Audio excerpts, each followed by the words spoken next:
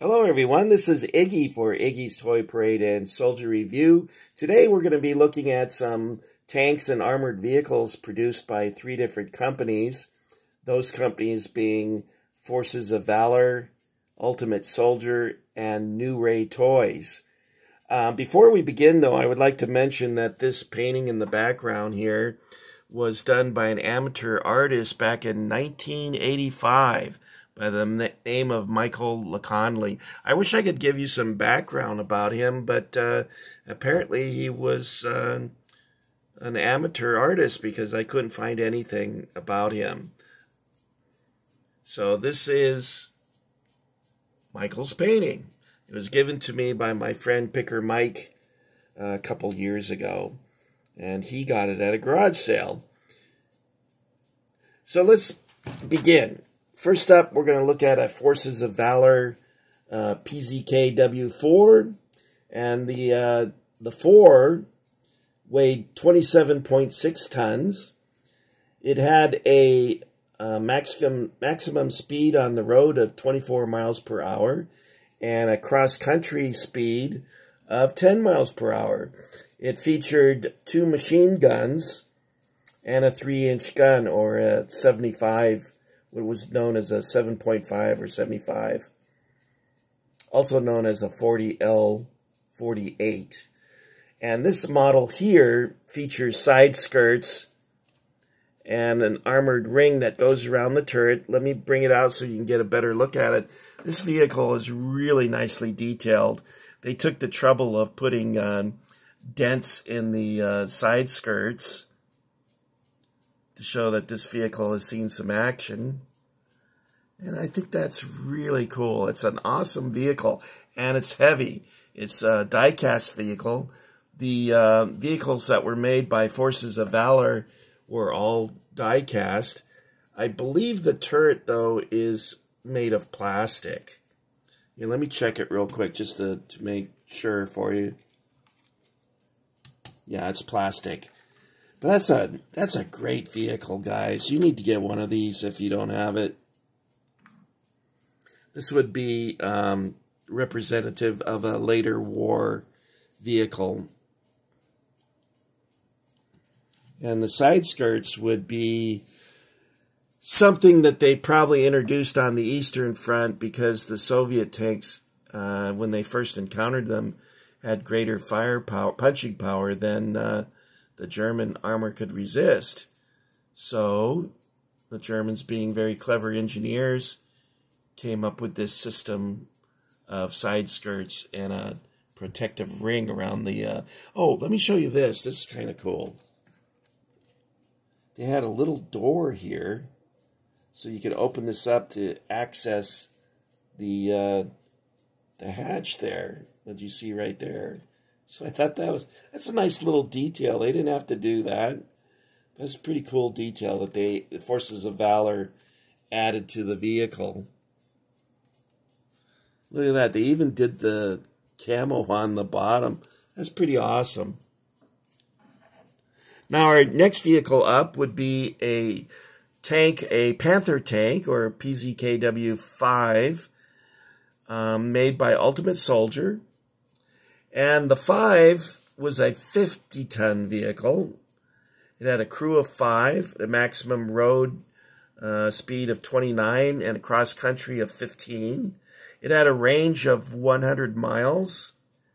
It featured a 3-inch gun, or the famous 75, or 7.5 gun.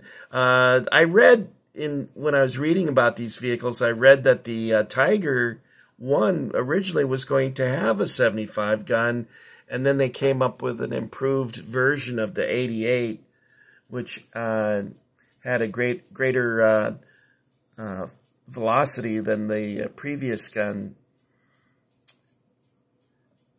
Okay, let's show you that now. This is Ultimate Soldier. Now, this is made of plastic, so it's very light.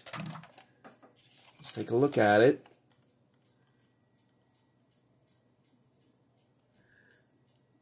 I think they should have concentrated all of their production on making the when it was first introduced, it had a lot of performance problems. The engine would break down a lot, so it wasn't very reliable. But the Germans failed to produce enough of any vehicle to make a difference. The Allies would be making like thousands upon thousands of vehicles. And for instance, the Tiger II, the Germans only made about 385 or 400, I'm not sure the exact number, but it was very limited compared to what the Soviets and the Americans were putting out. But this is an awesome vehicle. I remember buying this at Target, and I remember picking it up and going, oh, do I want to buy this? And I like it a lot. It's one of my favorite vehicles. I don't have any, but I was broke. And my charge card at Target was kind of maxed out. But I caved in, as you know I would, and I bought this one. It's the only Panther I own. I thought I was going to get more later, but Ultimate Soldier disappeared from the shelves rather abruptly, and I never got another one. I have some 172 and 176 scale Panthers, but this is the only one I have in 132. Now, the next vehicle up is made by New Ray Toys. Now, this vehicle is very surprising. You pick it up, and it weighs, maybe it doesn't weigh 60 tons, but it's very heavy. It's a die-cast vehicle, which surprised me, and it has a plastic turret. It is also a motorized vehicle. If you look on the back here, it has an on-off switch, and there's the battery compartment. Now, the one problem with it is it's not a remote-controlled vehicle. So what you get is you turn on the switch, and it just goes straight until it goes off the table or, hits the wall or something. But it does make that lovely squeaky sound that tanks make, when their road wheels are turning. It makes that distinctive sound. And these little scaled-down buddies make that same sound. It's kind of awesome. This model also came painted like that. And which is good, because when I show you the next vehicle that I painted, you're going to go, oh my God, he shouldn't have done that. So let's talk a little bit about the Tiger I. And it was a 60-ton vehicle, which is pretty heavy. In fact, I was a crewman on an M60A1 and then later an A3, and I believe it weighed 54 tons. So this Tiger was even heavier than that. It had a maximum road speed of 55 range. It had a range of 55 miles, and cross-country, its range was 35. So this vehicle would have been a logistic nightmare for the crews trying to keep it fueled. It would have been very challenging. It had a speed of 24 miles per hour on the road and 12 cross-country, so it was a rather slow, ponderous vehicle. It too was subject to breakdowns due to the strain on the engine due to its weight. It featured a 3.5-inch gun, or more famously known as an 88. It also had 2 machine guns. Now this particular model features one in the hull, and they would have had one up here by the commander's hatch. The next vehicle, oh my God, this is not pretty. I was trying to recreate Zimmerit, that stuff they would put on their tanks to deter the Russians from putting magnetic mines on the vehicle. It didn't come out too good. And I painted this. Originally, this was, that khaki color. I think it also had stripes on it. originally, and I painted over those and put my own, and I added this decal. On the other side, I think the decal came off. Yeah, it dried up and fell off. So you can actually see on the mantlet, this is the mantlet right here, you can see this big crack right there. I don't think that was the way the originals were. Oh, if you look at the muzzle brake on this Tiger, and then look at the muzzle brake on this Tiger up here, you can see it's like this guy made the muzzle brake like 6 inches longer, or maybe more. Okay, our next vehicle, that's the King Tiger, or Royal Tiger, as the Allies would refer to it. And they didn't make very many of them. They had a crew of 5. So it must have been hard to find sleeping spaces in there when they were not in action. Okay, the next vehicle up is going to look familiar to you because you've seen Saving Private Ryan probably 12 or 15 times by now, maybe more. And this is a medium armored personnel carrier. Its designation was SDKFZ 251. These are my notes over here. Iggy has a bad memory, forgets stuff. In fact, I filmed this these same things about 30 minutes ago, and I forgot to write notes about this vehicle, and I sat there looking at it going,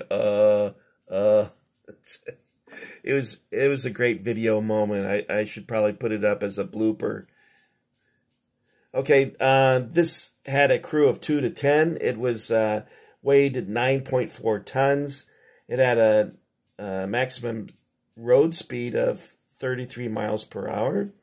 And it had a range of 200 miles road and 110 cross country. It featured this machine gun mounted on the front, and it would often and many times have a machine gun mounted on the back here. Now, the scene in Saving Private Ryan, I believe the vehicle is faced this way, and Matt Damon and his buddies are over here, and they fire a bazooka at it, and the Germans, the vehicle is like chugga, chugga, chugga, chugga, and then it stops and it's smoking, and the Germans start piling out from this over here. I can't see it. From back here. And then, like ducks at a shooting gallery, they would run to the front, shot dead. Run to the front, shot dead. Run to the front, shot dead. And I'm like, do they expect us to believe the Germans were really that stupid? I mean, if you're the second guy in the line and you see that guy get shot, wouldn't you just jump in the grass and try and figure out where the enemy is located? I don't know. Anyway, movies love to show Germans as being idiots. I think the movie would be more dramatic and interesting if they showed the Germans as being capable. You've seen a football game where the score's, I don't know, 48-0 or something, and you're like, God, this is boring. So why not make a movie where, you know, it looks like it's a close call? But they never do that, so whatever. So this is the 251, and the Panzer Grenadiers would use these. They're mechanized troops, the Grenadiers. I can tell I made a video before because my voice is getting scratchy and I'm tired. Now, this is the vehicle I forgot to make notes on. And when looking at it, I realized it had a 20mm cannon and an MG34 in the now, the earliest versions of these vehicles just had an MG34. Then they later had a anti-tank rifle, where you see the 20mm cannon there. It weighed 4.8 tons, had a crew of 3. And the anti-tank rifle was a 28mm, replaced by the 20mm cannon. It had a maximum road speed of 50 miles 50 miles per hour on the road, and a range of 175. So the range on that is not too bad. However, on these big cats back here, I don't see how the fuel trucks would be able to keep up with them. Also, if you read about the Battle of Kursk, where they introduced these vehicles, they spent most of their casualties in the field were from mechanical failure or fuel problems. But if they could have kept these fueled up, as the line went forward, they improved upon them and corrected many of the bugs. But then their problem became logistics with fuel. Okay, guys, so that's our tanks and armored vehicles for today. And let's run past them in a panoramic view and go over it once more time. That's a Panzer IV by Forces of Valor. It's a die-cast vehicle. Has a nice weight to it. This is the Panzer V Panther by Ultimate Soldier. It's entirely plastic, so it's a fairly lightweight vehicle. Not the Panther, but the toy is a lightweight. This is the Tiger 1 or Panzer God, Rich. I mean Iggy. I just gave away my identity.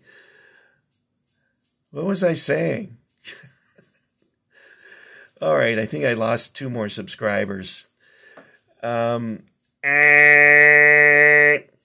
right, Rich.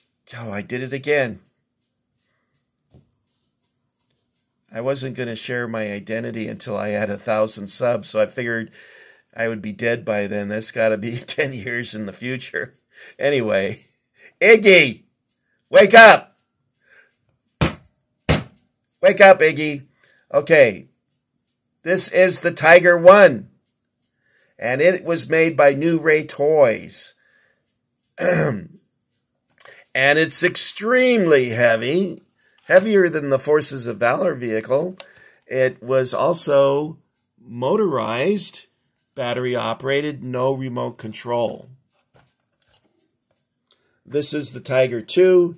It's been defaced by my limited abilities painting. Pardon me, I was hiccuping. I went to Wendy's for lunch. Wait, they're not a sponsor, by the way. And it is also a motorized vehicle, as you can see there, battery operated, no remote control, and it's die cast. So that's made by New Ray. This vehicle here, it was made by Ultimate Soldier. And I believe it's a second issue because their first 253 vehicle. Wait, is this the 253? No, excuse me, it's the 223. The first 223 they came out with was a gray color, which is the early war. The Germans painted their vehicles gray in the early stages of the war. Now, these vehicles had a metal screen on this, but this is actually a decal on a plastic like window type of thing. But the original real life vehicle, that would have been just a metal screen. I'm guessing that was to keep people from throwing hand grenades in there. And then lastly we have the 221. No, this is where I got mixed up. This is the 251. I called this the 253, which is mistaken. It's the 223, and this is the 251 used by Panzer Grenadiers. And this is made of plastic, and it is also done by Ultimate Soldier. And that's what I got for you guys today. My next video, I'm going to bring you another portion of my collection. This represents about 25% of my armored vehicles. So that's all I have for you guys today. I'm sorry about the end of the video where I fell apart. It's fun getting old. I always tell the kids at work, you know what I like about getting old? And they innocently look at me and go, what? And I say, nothing. And they look I shouldn't say that because they look very disappointed. But it's something they can look forward to. So this is Iggy saying so long, and thanks for joining the Iggy Army. I hope the last minute of this video I didn't lose 2 or 3 subscribers. Happy trails, guys. Take care of each other, and I'll see you again soon. Thank you.